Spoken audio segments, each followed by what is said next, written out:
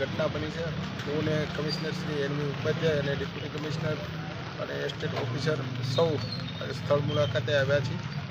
આ જર્જરિત મકાનને ભાવનગર મહાનગરપાલિકા દ્વારા 23/6/2023ના રોજ જર્જરિત હોય મકાન ઉતારી લેવા માટેની નોટિસ આપી હતી।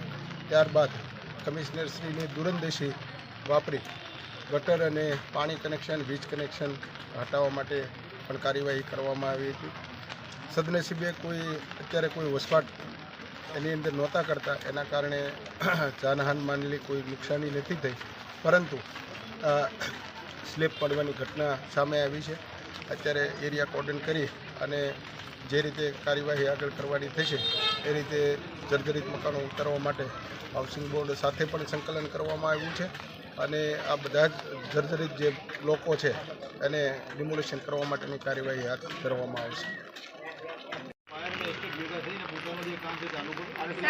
સાહેબ અમારા સામાન પડ્યો છે, નહીં હા એમ કાઢી દેશે ને એમ, હા